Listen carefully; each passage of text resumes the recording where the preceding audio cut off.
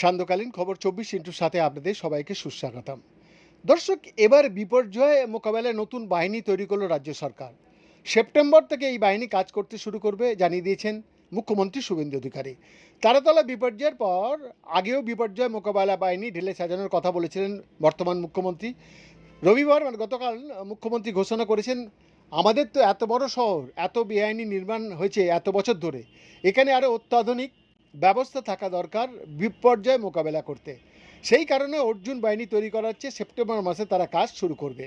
ক্ষমতায় আসার কিছুদিনের মধ্যেই তারাতলায় নির্মীয়মান গোডাউন ভেঙে পড়ে। একটা নির্মীয়মান গোডাউনের ছাদ ও লোহার বিম ভেঙে পড়ে বহু শ্রমিক মাটির নিচে চাপা পড়ে যান। আর তাতেই উঠে আসে পূর্বতর সরকারের একাধিক বেনিয়মের অভিযোগ। প্ল্যানিং থেকে শুরু করে কনস্ট্রাকশন কীভাবে ছত্রে ছত্রে দুর্নীতি বিনিয়ম হচ্ছে তা ধরা পড়ে।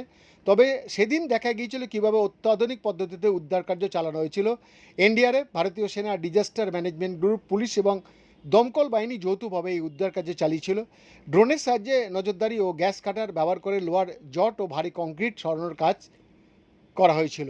দর্শক, সেই অভিজ্ঞতা থেকে শিক্ষা নিয়ে বিপর্যস্ত এলাকায় উদ্ধার কাজ আরও দ্রুত করতে এই অত্যাধুনিক বাহিনী গড়ে তোলা হচ্ছে।